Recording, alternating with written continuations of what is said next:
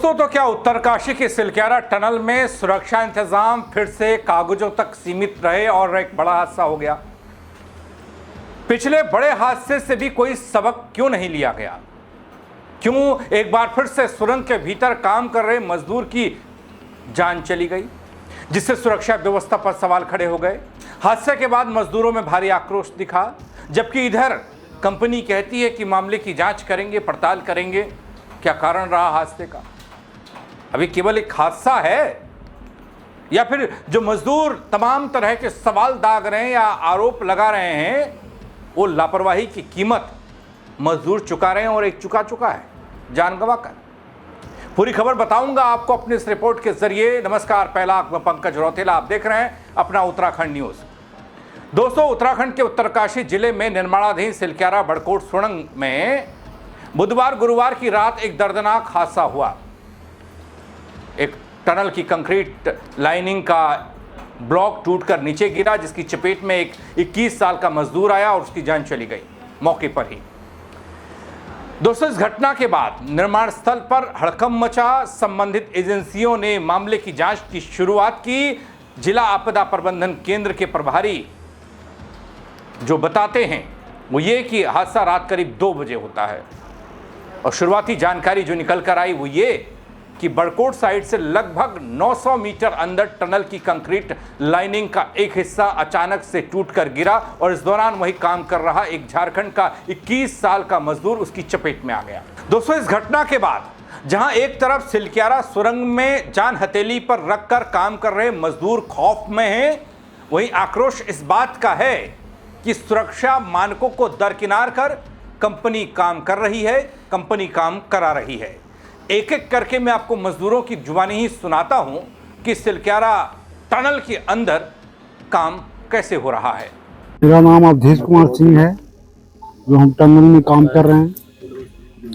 एक हमारा झारखंड का साथी था जो ऊपर से लूज गिरने के कारण नीचे ही मलबा में दब गया, उसका वहीं पे डेथ हो गया। ना इन लोग के पास एम्बुलेंस है। जब वहीं तड़प तड़प के हमारा जो साथी था वो तड़प तड़प के वहीं पे जान दे दिया। उसके बाद एम्बुलेंस आया कम से कम 40 से 35 मिनट के बाद। उसके बाद यहाँ से टनल का दूरी बड़कोट जो हॉस्पिटल है वहाँ लाने में बड़कोट टनल से 1 घंटा हमारे को टाइम उसमें लग गया। बंदा तो हमारा वहीं जो मेरा साथी था वहीं तड़प तड़प के मर गया। ना सेफ्टी एक जो ऐसा डिपार्टमेंट है जो लेबर के लिए हम लोग के लिए बहुत कुछ करना चाहता है, लेकिन यहाँ पे जो लेबर जो है जो सेफ्टी का नाम से कुछ भी नहीं है। लोग को उन लोग के मतलब ही नहीं है कैसे काम करना है कि नहीं करना है। हम लोग को कोई अच्छा, आपके भी चोट वही लगी है? हाँ, मेरा भी वही चोट लगा था। आज हफ्ता दिन हो गया। क्या चाहते हैं आप लोग? हम चाहते हैं हमारे जो साथी जो नहीं है अभी, उसके लिए अच्छा मतलब पूरा क्लेम मिलना चाहिए, मुआवजा मिलना चाहिए अच्छा से। तो उस जगह पे पहले सेफ्टी प्रॉपर होनी चाहिए। जैसे पता है क्रैक्स आ रखे हैं तो वहाँ काम ब्रेक देना चाहिए थोड़ा, ताकि कोई दुर्घटना अगर घटने वाली हो तो वो ना घटे। तो उस तरीके की मतलब कंपनी को देखना है पहले कि हमारी सिचुएशन किस टाइप की है और हमें कैसे काम करना है, कैसे नहीं करना है। तो उसके लिए हम कंपनी से पूरा मुआवजा उसकी फैमिली को देंगे और जब तक उनको संतुष्टि नहीं होगी, जिस चीज़ से लेके चाहे जैसी भी उनकी संतुष्टियाँ हों, वो सारी जब तक संतुष्टि नहीं मिलेगी तब तक हम काम को ब्रेक करके रखेंगे। जब उसके फैमिली मेम्बर को पूर्ण रूप से सहायता मिल जाएगी, वो संतुष्ट हो जाएंगे। संतुष्टि तो उनको कभी नहीं मिलेगी, उन्होंने अपना जवान बेटा खोया है, उसका दुख तो हमेशा रहेगा उनको, क्योंकि औलाद के बराबर तो वो ये कंपनी भी नहीं देगी, ना कुछ हो पाएगा कभी भी। फिर भी जितनी सहायता हो पाएगी वो हम कोशिश करेंगे कि उसको मिलनी चाहिए ज़्यादा से ज़्यादा, ताकि आने वाले भविष्य में उनके माँ बाप को कोई दुख तकलीफ ना हो। वहीं दोस्तों, अधिकारी जो जिम्मेदार हैं इस पूरे टनल को बनाने के लिए, चाहे वो कंपनी के हों या फिर प्रशासनिक अधिकारी हों, वो क्या कहते हैं? मामले की जांच के आदेश हो गए। National highway infrastructure development corporation limited यानी कि जो NHIDCL है वो जांच करेगी। वो कहते हैं कि जांच होगी, पड़ताल होगी कि ये पिलर कैसे गिरा, क्यों हादसा हुआ। सारी की सारी बातें मजदूर बाहर आकर बता रहे हैं ऑन कैमरा। कि हादसा कैसे हुआ, लेकिन जांच फिर भी इस बात की होगी कि यह हादसा हुआ कैसे। हालांकि दोस्तों, जांच रिपोर्ट आने के बाद ये साफ होगा हालात किन परिस्थितियों में थे, हादसा कैसे हुआ, सुरक्षा मानकों में किसी प्रकार की कमी थी, ये सब कुछ निकलेगा, उस रिपोर्ट में भी होगा बल। लेकिन दोस्तों, एक बार फिर निर्माण कर रही कंपनी सवालों के घेरे में क्यों आ गई? प्रोजेक्ट मैनेजर क्या कहते हैं यह इस हादसे पर और मजदूरों के रिएक्शन पर? कैसे ये हुआ है? बड़ी लापरवाही बता रहे हैं कंपनी की। ये देखिए जी, ये नरेश गांजा करके लड़का था झारखंड का, जो कि हमारे पास सब कॉन्ट्रैक्टर है, देव भूमि करके, उसके साथ काम करता था। ये काफ़ी दिनों से काम कर रहा था हमारे साथ।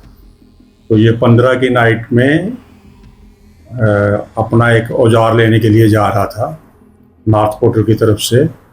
तो ये 710 आरडी पे, ये पोर्टल से 710 मीटर अंदर जाके क्रोन से एक शॉर्टकट हम लोग टनल में करते हैं, उसका छोटा सा पोर्शन डिटैच हुआ क्रोन से और इसके सर पे गिर गया। तो जिसकी वजह से इसको चोट, हालांकि हेलमेट पहन रखा था, चोट आई। तो इमीडिएटली हमारा जो साइट इंजीनियर था, उसका पास एक यूटिलिटी भी अपनी गाड़ी रहती है जो अंदर काम के लिए देखता है, तो वो उससे शिफ्ट कर दिया इसने भारकेट हॉस्पिटल में। और फिर उन्होंने प्रिलिमिनरी उसकी इन्वेस्टिगेशन की। जब गया तो तब तो ठीक थी, इसकी नबज चल रही थी, लेकिन एक आधे घंटे बाद डॉक्टरों ने इसको डेड डिक्लेयर कर दिया। दोस्तों, इधर इस पूरे मामले पर प्रशांत आर्य जिलाधिकारी उत्तरकाशी कहते हैं कि यह मामला बेहद संवेदनशील है, काम सालों से चल रहा है, कई बार बड़ी चूक होती है, कई लापरवाहियां भी देखने को मिलती है, लेकिन इस बार क्या कुछ घटा उसके बारे में उनको प्राथमिक जानकारी मिली कि एक हादसा हुआ और एक मजदूर की जिंदगी खत्म हो गई। लेकिन जांच होगी तो और स्थिति साफ होगी। तरह सुन लीजिए जिलाधिकारी उत्तरकाशी को भी। नहीं देख, ठीक है, मजदूर थोड़ा से उनका एक साथी की जान गई है, थोड़ा रोष है, ऐसा नहीं है। हमारा ये 2019 से काम चल रहा है, हमारे फुल सेफ्टी के साथ ही सारे काम कर रहे हैं, सेफ्टी ऑफिसर हैं, पीपीटी किट्स हैं। ये ऐसा इंसिडेंट था कि जो शॉर्टकट डिटैच हो गई और उसके सर पे ऐसी जगह लग गई थी कि उसको ज़्यादा टाइम नहीं लगा। अच्छा सर, लूज पोर्शन अभी तक भी आपके नज़र में कितने हैं वहाँ पर? नहीं, ये बिल्कुल लूज पोर्शन नहीं था, ये ट्रीटेड पोर्शन था। यहाँ पे डिफॉर्मेशन थी, डिफॉर्मेशन के बाद इसको ट्रीट कर लिया गया था। लेकिन शॉर्टकट की जब लेयर मारते हैं तो एक लेयर्स के बीच में जब कोई डस्ट वगैरह आ जाती है तो दूसरी लेयर वो उसमें बिल्कुल कांटेक्ट हो नहीं पाता, रह जाती है। तो उस केस में वो पोर्शन डिटैच हो गया और गिर गया क्रोन से। दोस्तों, इस नई और ताजा स्थिति पर इस हादसे के बाद एक बार फिर से सिलक्यारा बड़कोट सुरंग साल 2023 की उस बड़ी दुर्घटना को लेकर चर्चा में आ गई थी, जब 12 नवंबर 2023 को सुरंग का एक हिस्सा ढहने से 41 मजदूर अंदर फंस गए थे। आपको याद होगा, यह सुरंग चार धाम ऑल वेदर रोड परियोजना का हिस्सा है और इसका मकसद यमुनोत्री और गंगोत्री धाम के बीच सड़क संपर्क को बेहतर बनाना है बल। लेकिन इसके निर्माण कार्य में लापरवाही दर लापरवाही हो रही है। क्या यह लापरवाही का ही नतीजा है कि सिलक्यारा में एक बार फिर से हादसा हुआ? दोस्तों, यहां आपको ये बता दूं कि साल 2023 में हुए हादसे के बाद फंसे मजदूरों तक पाइप के माध्यम से ऑक्सीजन, भोजन, पानी, दवाइयां पहुंचाई गई थी। देश की खबर बनी थी। एनडीआरएफ, एसडीआरएफ, सेना, बीआरओ, कई विशेषज्ञ एजेंसियां लगी थी, संयुक्त रूप से राहत अभियान चलाया था। आपको याद होगा, वही सिलक्यारा टनल है।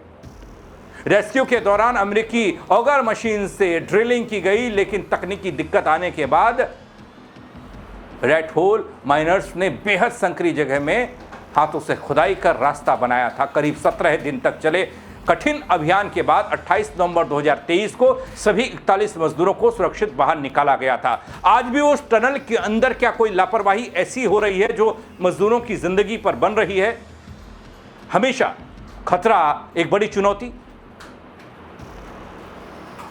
दोस्तों, जब ये ऑपरेशन हुआ था 2023 में, विदेश तक में सराहना हुई थी और ताजा हादसे के बाद निर्माणाधीन सुरंग में श्रमिकों की सुरक्षा, गुणवत्ता, नियंत्रण और ऐसी आपातकालीन स्थिति व्यवस्था को लेकर एक बार फिर से सवाल उठने लगे हैं।